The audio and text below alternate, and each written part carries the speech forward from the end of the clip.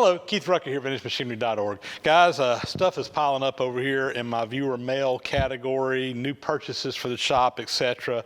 Got a little report I need to do from my trip down to the Florida Flywheelers, and man, that's been almost 2 months ago. It's been a while since I've done one of these videos. Because of the amount of stuff I've got over here, I'm going to try to work through this pretty quickly, but hopefully you guys will stick around, see there's some pretty cool things in here, and I think you'll enjoy seeing them, so let's get started. So I think we'll start down at the Florida Flywheelers and show you some stuff I picked up down there. And this first couple of items here, this is actually a gift from a viewer. He sent some stuff down through a friend that was going down to Flywheelers. This is from Tom Fleming. And what we got here is a boring bar. I'm not sure what machine this was designed to go into, but I've got something that I think I can use this on. So anyway, I told him I would give it a shot. He had it available. And the other thing here was a nice little small size drill bit. Let's see what this is. So I believe this is a metric drill bit, 52 millimeters is what it says on there. Number 5 taper, and Morse taper. This right here will fit over on my Carlton drill press. So Tom, thanks for sending those along. Now let's get in here and show you what I bought at Flywheelers. So this item here came from my buddy Jeff Cloud. Jeff, I've actually bought a bunch of stuff from him before. He's a longtime friend of mine, and I've shared some stuff that I've bought from him recently. He purchased a bunch of tools out of the tool crib up in Lockheed in Atlanta, where they made airplanes for years, and they were having an auction, and he bought out a ton of their metrology tooling and stuff. And as part of that was this Hilger-Watts inclinometer. So if you're not familiar with an inclinometer, this is basically, you can read an angle up here on the top. You set this down on something, and it reads in the top an angle. So this is one that something I've been kind of looking for. I could use this in machinery building, and anyway, I bought it from him. So anyway, nice little tool here, in a nice case. So I can figure out how to get it back in there. There it goes.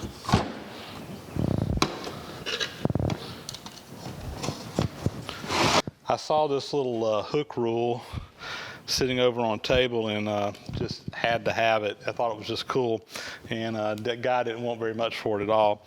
What's neat about it is of course it has inches on here, but if you look down here, it also has these lines down here. And what this is for is you can actually determine the weight of railroad track by just measuring across the top, and based on the width of the top of the track, it tells how many pounds per yard or pounds per foot. I can't remember what it is, but that's how they determine the weight of railroad track. 12, 16, 20, 25, 30, and so on and so on. Neat little item. Not that I'm dealing with that much railroad track, although I do a little bit. But I thought it was just a pretty cool little item, and made out of brass. Had to have it, so brought it home. Every year I go down to Flywheelers and the Moultrie car show. There's always a vendor there that has a lot of really neat tools, and I've actually purchased one of these from him before. This is a Brown and Sharp item, and what it is this for setting an indicator up on. You got all these pieces. This fits in there. There's an indicator arm, actually a little indicator in here. But these are really nice to use over on the surface plate for doing precision measurements. And it's actually in very good shape. I'll probably just clean it up on the surface grinder just because, but it's in excellent shape as it is. Even had a Federal indicator in the box. He had a bunch of these at one time. I know Adam Booth has bought some from him. Lance Baltzy's bought some from him. This is actually the second one that I got from him, and he told me this was the last one he had. So I don't know if he still got a stash of them, and he just told me that so I'd buy it. But anyway, I just thought I needed another one, so I got it. So down at the Flywheelers this year, we had a little meet and greet down at the machine shop, and had people that wanted to come by and just meet folks. And myself, Adam Booth, I see Jim Bollinger, Mr. Pete was down there, Mike Wiggins, Dave up in New York with the steam-powered machine shop was there. So we got to meet a lot of guys. And while I was at the meet and greet, a viewer came up and handed me this welder's blanket, and I greatly appreciate it. He kind of just reached up there, kind of handed it to me, said a few words, and things were kind of crazy. And I apologize, I don't remember his name, but I do appreciate the welding blanket, and I've actually already used it for a job here in the shop. So anyway, thank you very much. So these are the main items that I bought. I will say this, I bought a bunch of wrenches at there, and I don't have them all out. I've already put them up in my toolbox. I'm not going to try to get them all out. But just a little bit of a backstory there. Back when I was in high school, back in the early mid-'80s, when I got my first truck, when I turned 16 years old, my parents that year gave me a set of Craftsman tools so that I could work on my truck. And trust me, I had to work on my truck a lot back then. It was not a brand new vehicle by any stretch of the imagination. And you could actually work on cars back then. But over the years, I've kept up with all those Craftsman tools, or at least most of them. And when I started getting my shop put together, I got all my tools organized in my tool cabinet back here. And I don't know, I started trying to pick up the Craftsman tools that I didn't have. And yeah, some of it's probably just pure collector more than true needs. I had just a set of wrenches, but I got online, figured out all the wrenches that Craftsman made, figured out the ones I had and didn't have, and I had a list down at Flywheelers, and I was literally going around buying up a bunch of wrenches that were on there. So I'm not going to show you all those. I've got them in here. Made a big dent in my need list for wrenches, and I mean, I'm talking opened in, closed in, the crook necks, I mean, the whole 9 yards. And again, do I need them all? Probably not, but just had to get them. So I did buy a boatload of wrenches down there off of different people's tables. But anyway, we're not going to show you those. Flywheelers was awesome, had a great trip. Really got to enjoy seeing a lot of the YouTubers. Also saw a ton of you guys, my viewers down there, and I always enjoy doing that as well. And looking forward to going back next year.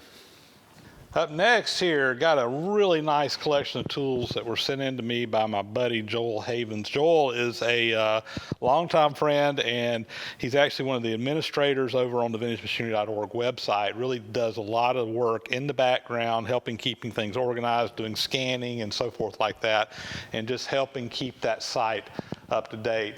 He's really one of my right-hand men over there when it comes to that. But Joel is also a tool collector, goes around to a lot of swap meets and whatever. He was cleaning out some stuff that he had, and he actually sent me a long list of stuff. Says, look, do you need anything on this list? And there were definitely a couple of items on there that I could use, and he was kind enough to do it. I sent him my list of wrenches, and these were some of the wrenches that he had, Craftsman wrenches that were ones that I needed to fill in my holes. Look at here, another inclinometer, another Hilger-Watts inclinometer. Kind of ironic, I had just bought the one from Jeff Clow when he sent me this one, and this one is actually a little bit, it's a different model, a little bit nicer model. So anyway, I took him up on that one, and so now I've got two inclinometers. Right here, these things are awesome. These are inside bore mics. So there's three little pieces that come out here. It's a micrometer. When you zoom it, go in and out here on there, these little pieces go in and out, and you can get really accurate hole measurements. I had a couple of these in fairly small sizes, but now I've got a really nice set here. And I think there's a couple of ones that aren't in here as far as having a full set. I have to figure out what those are and I guess get on the lookout for them. But I've got a really nice selection here, and some of these are Brown and Sharps. That's a Tessa. I think there's some Mitutoyo in here. Yeah, and so they're different makes, but they're all in pretty good shape. This right here is another one thing that I think is just really, really cool. This is what some people call a box square, and this is a super precision level. It's actually more accurate than my master precision level. One division on the bubble equals 0.02 millimeters per meter. And if I did my math right, that comes out to about 2.5 10,000ths of an inch per foot. My Starrett Master Precision level is 1/2 of a 1,000th per foot, and that one there is so accurate that it'll drive you absolutely batty. This one's actually twice as accurate.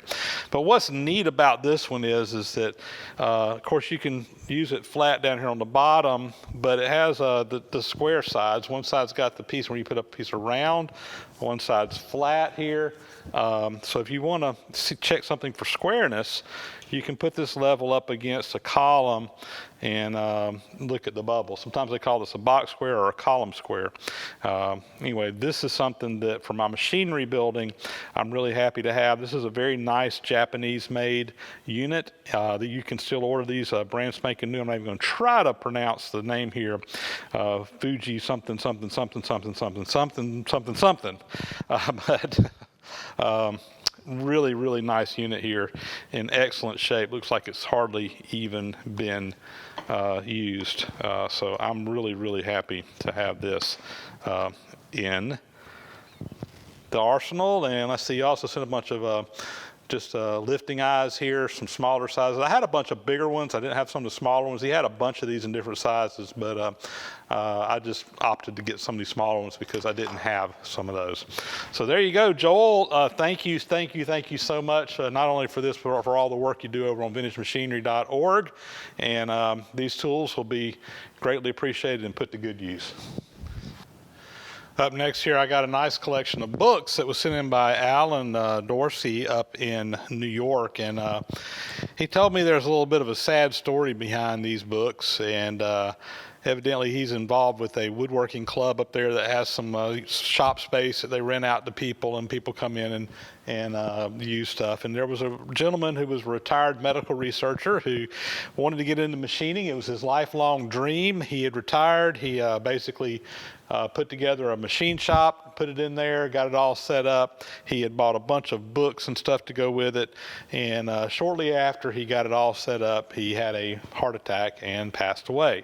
Very sad indeed. But they were trying to dispose of as much of the stuff. They actually had a sale, I think, to get rid of a bunch of the stuff, and was trying to get the money back to his family, and just to kind of help out with things. And anyway, Alan was able to get a bunch of the books out of that collection, and he was kind enough to send these along to me. I'm not going to go through each one of them, but there's some really good stuff in there, some stuff to be really nice to add to my collection for sure. And I will just add this on the books. If you guys watch my odds and ends, you know I have a thing about older technical books and machinist books and engineering, steam engines, things like that.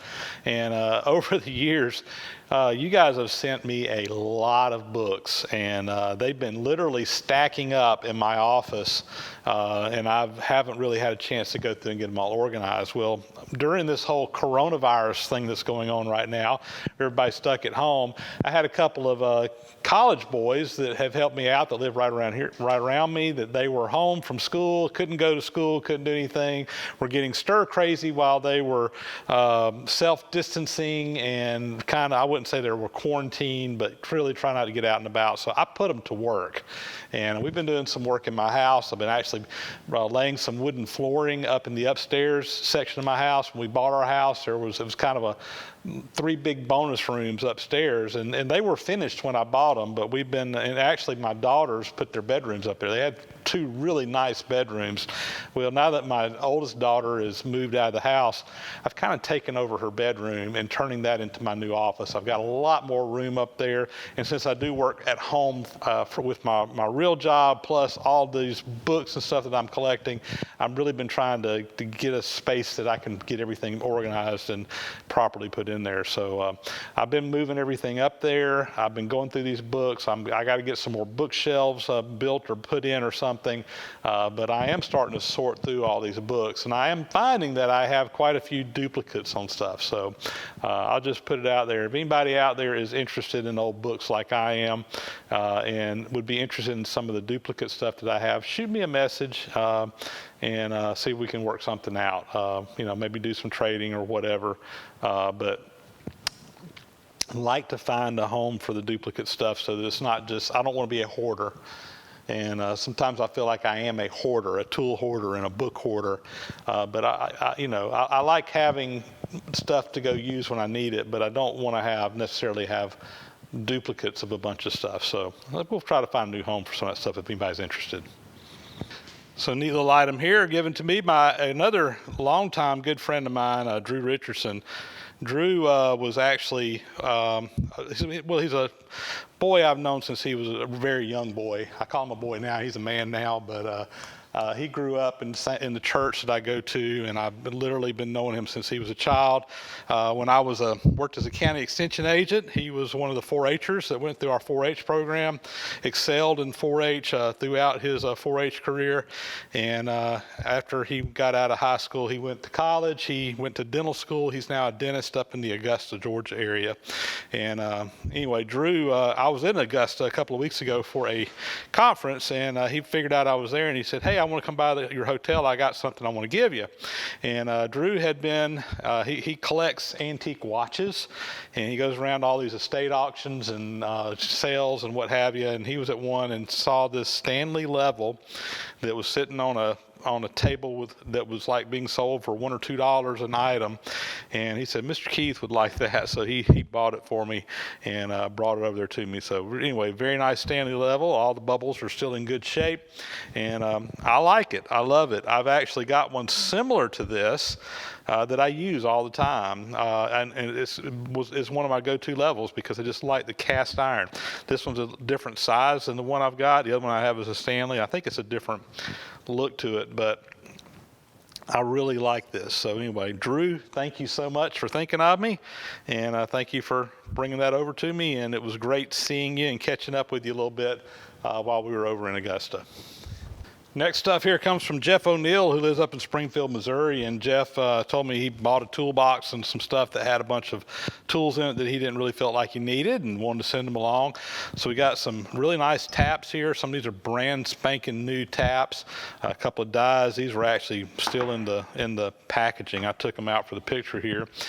Some high-speed steel, some Braystone carbide. I always like to find these high-speed steel cutters that are already ground with different profiles. It's amazing how often I can dig through my drawer over there and find something that's already ground like I need it, or something I can just touch it up to make it work where I don't have to grind a whole new one myself. And also some literature here. So the wood lathe, here's a manual for number 2 centerless grinding machine, Cincinnati. That'll get scanned and put up on the website for sure. Cushman chucks, that'll probably get scanned and put up on the website. And a book on milling machines, milling methods and machines. So another nice little book here. So Jeff, thanks again. Thank you very much. Appreciate it. We'll put these into the collection, and I'm sure they'll get used. Next, I got an item that was sent in by Joe Way over at Sierra Specialty Auto. Joe has sent stuff in before. I know he's out in California, big contributor and often on the scene out there at various events. But he sent along a little Radiac grinding wheel for me. He said he picked up a bunch of these and thought I might be able to put it to use. So anyway, Joe, thank you very much. Next item here is not actually new items. I've had them for a little while, but these were sent off for repair.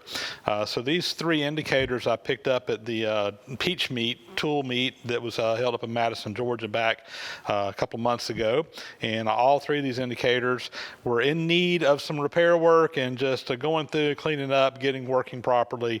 And you can see, as usual, Mark Rotowski at MR Tool Repair did a great job on these, getting them fixed up. I also had this bore mic in here that I've had for a little while. I've actually had several of these worked on by him. This was the last one that I needed to send off and get fixed, so I sent that to him as well, and he got this one back to me. So anyway, as I have mentioned before, guys, if you are in need of any tool repair work, Mark over at MR Tool Repair does a great job, very reasonable prices. You can just send them to him. He'll send you back whatever you're working on. And guys, he has done absolute wonders on multiple items that I've had. He's fixed some stuff that I really didn't think he was going to be able to fix. So highly recommend Mark. There's his contact information on his card. You should be able to read that on the screen and get in touch with him if you need his help. Next item, I got a little book here. This was sent over by Ron Cartwright, who lives in the UK, and Suffolk is the name of the town. And he wanted to send this to me. I actually sent it over the pond there to come in, and this is a machinery shop recipes, and it's got all kinds of stuff in here I thought was interesting, and he highlighted it. It's actually got the recipe on making Babbitt metal in here. All kinds of really cool information. So anyway, we'll add this to the library. That is one I know I don't have, so that's definitely a new addition for me. Thanks for sending that along, Ron. So up next here, I got a little collection of little calculators that came in from Dana Gray, who lives up in Townsend, Minnesota. And these are some really cool little items. So younger folks out there probably don't remember these, because now, you know, we got an app that does everything. We carry a computer around in our pocket with our cell phones. But back in the good old days, back when I was a kid growing up, these little slide calculators were really common for all kinds of things. And they're kind of like little slide rules, but they're specifically for here. Here's one that does figuring out feeds and speeds. I've got a similar one for this from K&T. This one is from Sandvik. Here's one for calculating all kinds of information on screws. So you put in here the diameter up here, and it calculates, tells you all these different dimensions on different screws based on the diameter.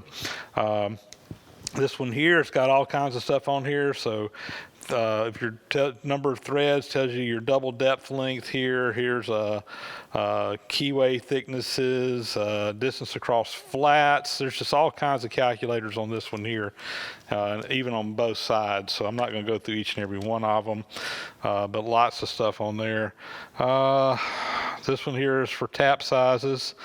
If you try to go around here, figure up the size you're doing, the number of threads, and it'll tell you the drill size to drill. This one here, though, is probably one of the really cool ones in my opinion. This is from Landis. Landis is who made my surface grinder, and this is for choosing the right grinding wheel for the different materials that you're working with.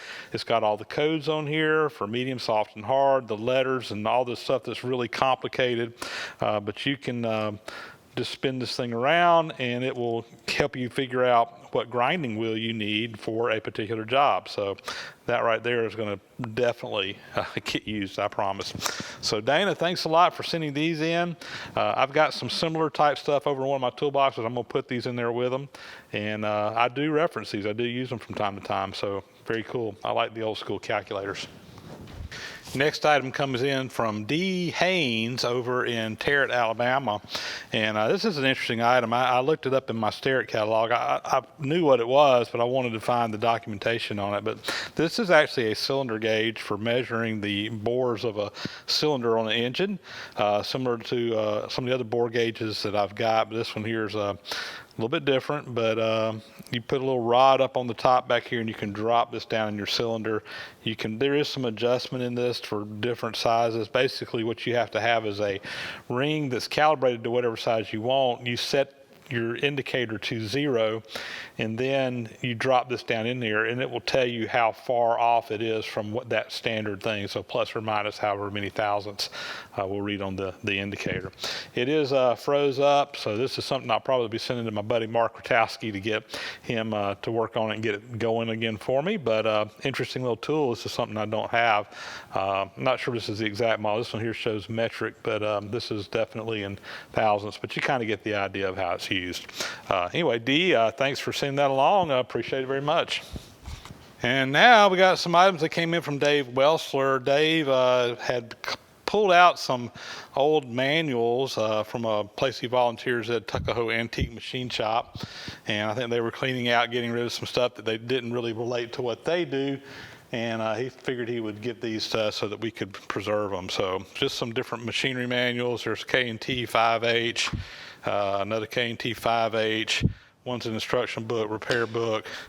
Let's see, we got a G&L horizontal boring mill, Model E manual. So another G&L manual there.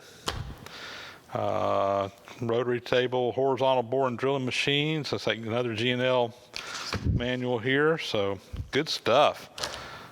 Craftsman lathe, Brown and Sharp milling machine, and Cincinnati, number 2, 3, and 4 plain mill machines. So anyway, this stuff will all get scanned at some point in time and put up on the VintageMachinery.org website so people can have access to it. And last but not least, I got some stickers from Bill Clifford up in Seattle for his, I guess, his channel there. But anyway, he sent these along to me, and we will get those put up onto the sticker board.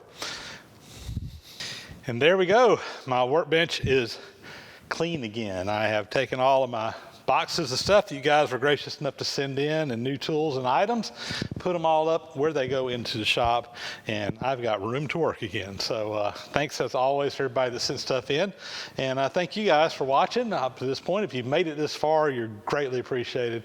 And guys, with that, that is going to be a wrap. So we will catch you on the next video. Please subscribe to the channel if you haven't already. Thumbs up appreciated, as are comments, and catch you on the next video.